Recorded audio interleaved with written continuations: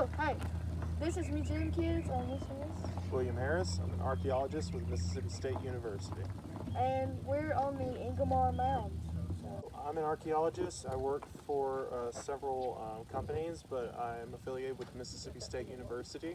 What my job is to come out here and discuss the Ingomar site and what the archaeology of it is, how the people who built it lived, and reach out to the public in general.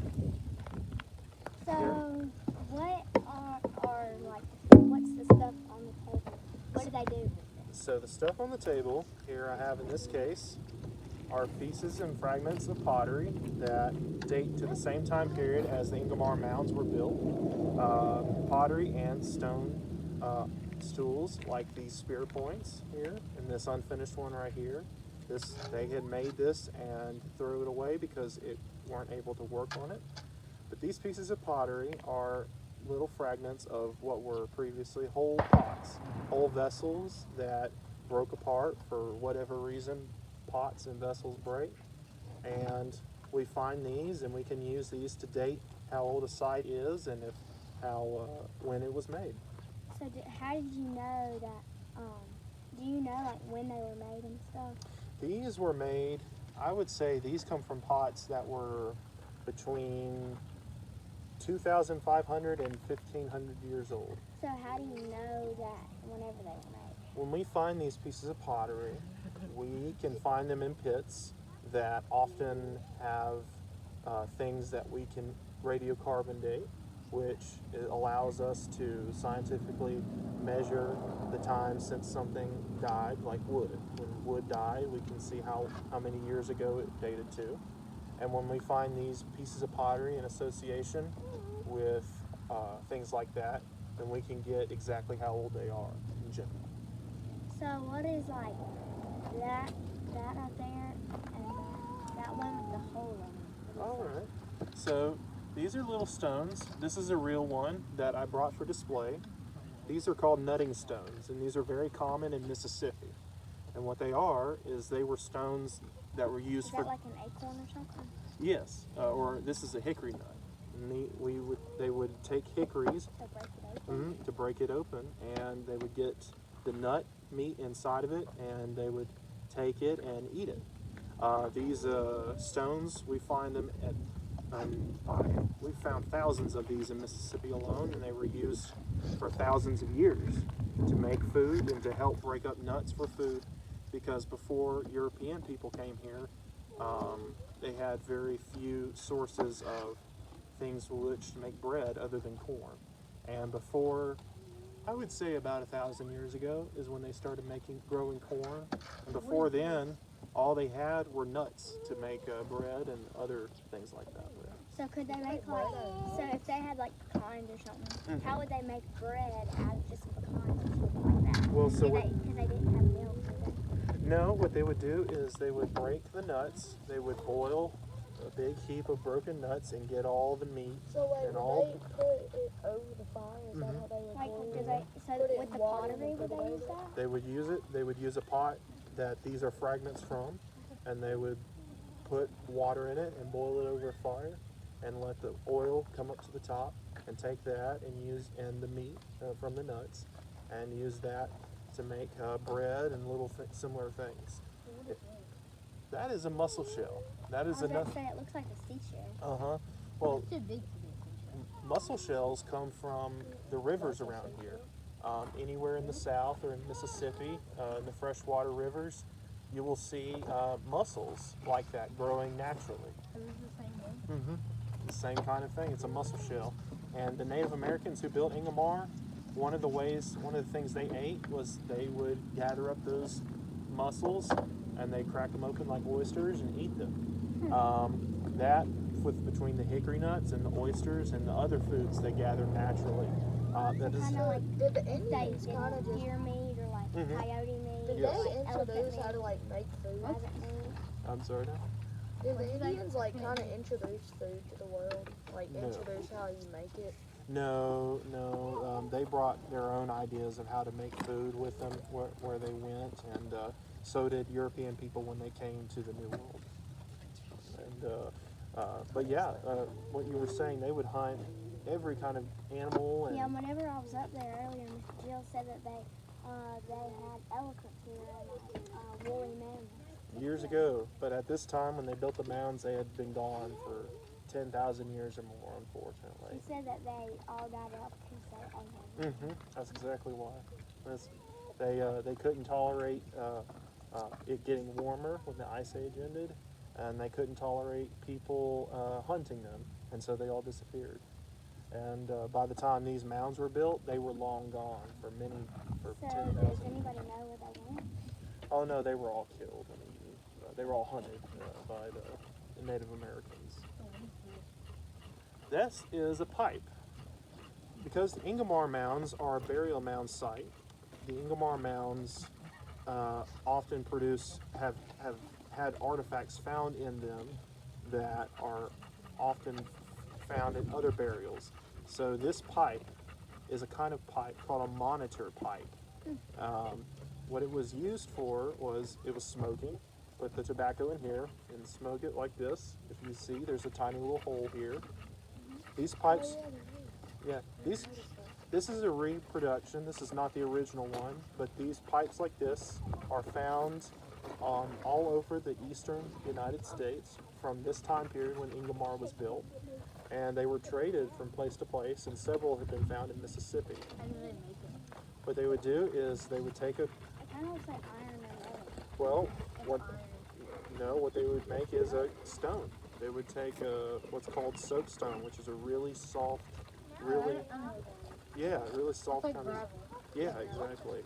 And they would take something and they grind it into shape, grind on it, and sculpt it until they had this. Until then they have to wait a long time because the time that they will have to like dry it up. to make it. No, it's not with clay you would, but with these, it's ready to go as soon as you're done with it. Well, how do you grind it? Yeah. What they would use is they would use other harder stones that they would cover in sand, or other things that they would cover in sand, and they'd just What be would slow. the sand do? The sand would eat away bits and pieces of the rock every time you grind. Try it yourself on So something. kind of like sanding? Yes, exactly. The type of sanding that they were able to How do they do. get it like to be the orange? They just sand it like an orange? They just sanded it, shift it, sand it, that kind of thing, and it takes a lot of practice. You probably won't get it right the first time you try. But how did they like sculpt it? But when you finish it already good, but won't it just be harder once you're trying to do it? It just be hard. Yeah, that's exactly it. But Every how time do you- you sculpt it? Well, it was. Yeah, like when it's hard, Well, it wouldn't really be sculpted like you would clay. It would be ground down. Like you take the rock and you polish and grind until you get the shape. Instead of like sculpting like clay, you wouldn't be able to pinch it into shape like you would these pieces. With these, you just have to take days, weeks, maybe even years of just grinding until you get the right shape. And people were at that sometimes for years. oh yeah, absolutely.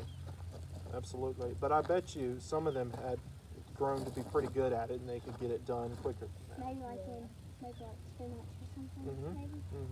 Exactly. And it's a similar thing with these fabrics I made. These are fabrics that are a lot like what the Native Americans here at Ingomar would have made.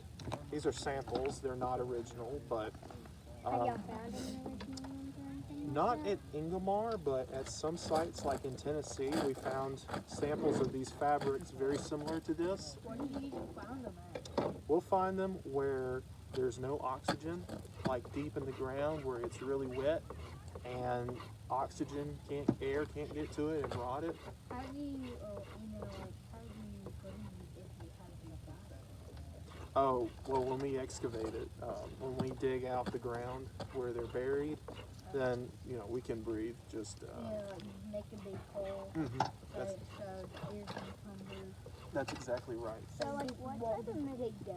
So like what and type then of breathe. material would it be made out of? So this is Wood. material I just bought at a craft store, but back then what they used is the inner bark from trees, like elm trees or from tulip trees.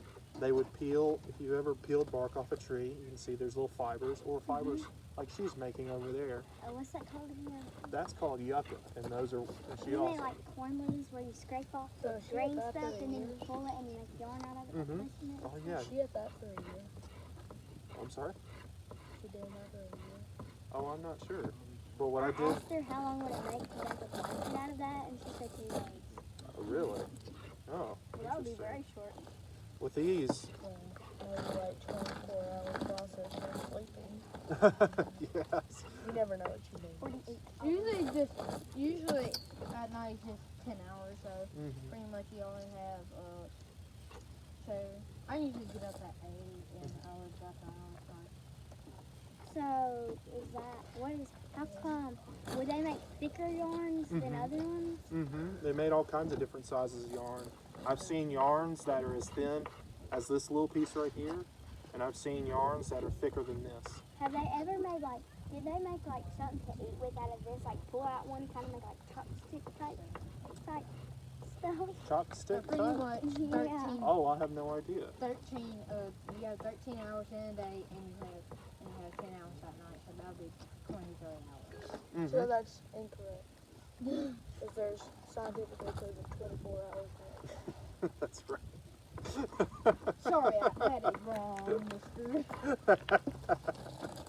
Well, I can tell you right now that this took me about 5 or 6 hours to do, because this is a kind of weaving. It's really small. It is It very. would take long.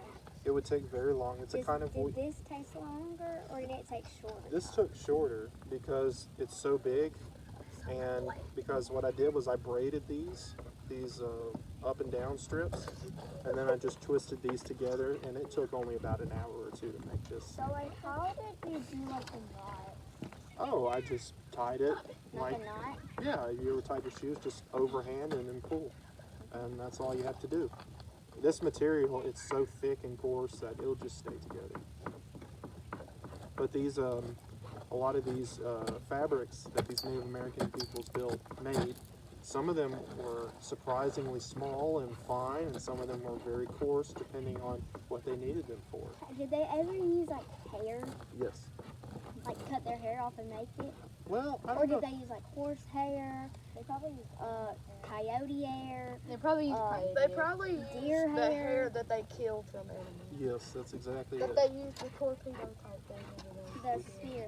We've seen rabbit hair. Can't remember any deer hair. Did they ever use wolf or coyote hair? I'm not. They probably did use coyote hair. I've killed a coyote. Oh, really? A murderer. I found a dead. Boy, I like found to a- hunt. I found a dead coyote out of Oh, the you yard. like to murder Ugh. animals. How big was he? I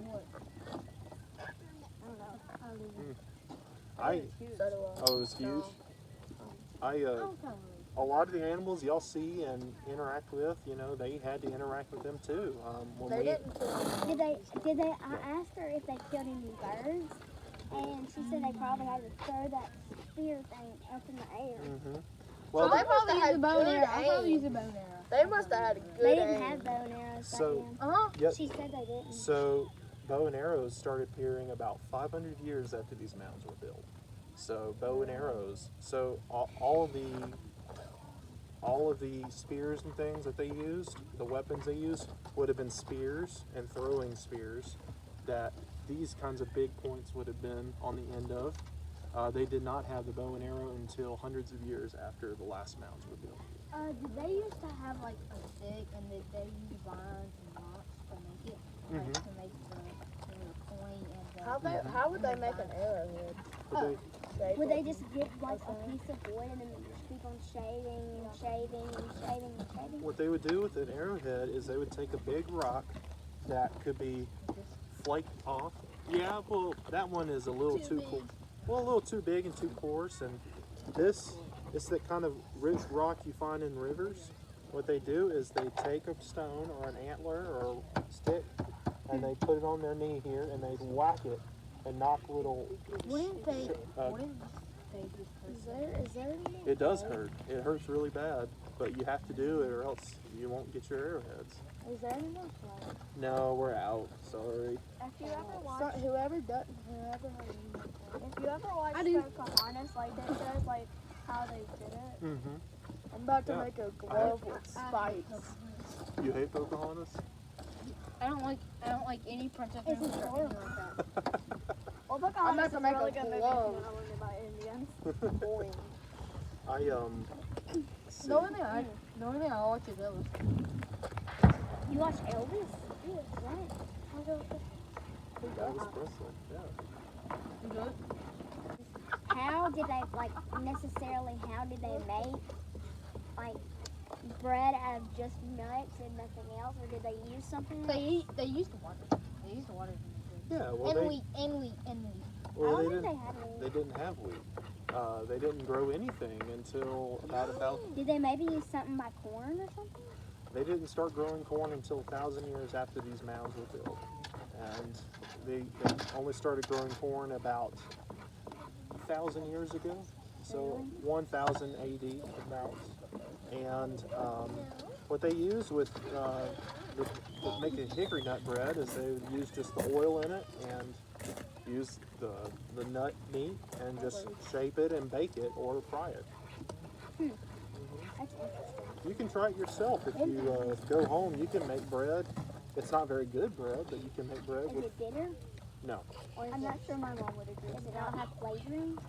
no, not really, because Because it doesn't have like wheat or anything, like not really the bread. You flavor. usually the Well- only thing you use is wheat to make bread. That's all you use. Well, I'm not sure my mom would agree. No, I think you use milk for bread. well, you Milk and wheat. Milk Pretty much is- pretty much the main thing is wheat. milk is And best eggs for bread. Sometimes. But you also have to remember they did not have domesticated animals. That is also So true. they didn't have cows. They didn't have horses So, or cows. were cows not existing? There was buffalo, but there was Oh, yeah, not I remember. cows that they raised. No. But were cows actually a thing? Here, or in the entire world. In the Entire world. Oh yes, over in Europe and Africa and Asia. Utah? So wait, so cows started in Europe and then they started spreading all over the world? Mm-hmm, when people brought them over to the Americas when Europeans first came. Okay. And here, the only domesticated animal they had was the dog, which Really? they used to I help them thought hunt. wolf was dog.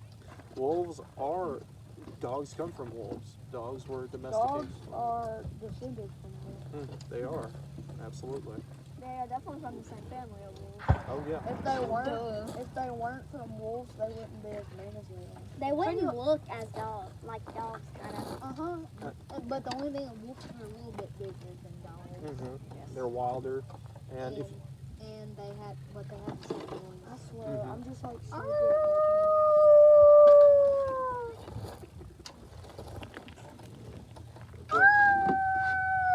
Thank you very much. no problem. Thank you, William, for letting us learn. No problem. I'm glad to teach y'all. And yeah, Okay. that's it, pretty much. We're just gonna say bye. And this is Museum Kid, and I'm Marley Mathis, and this is Dawson Horn, and that's Ben, and that's Cora. Yes, thank you very much. So,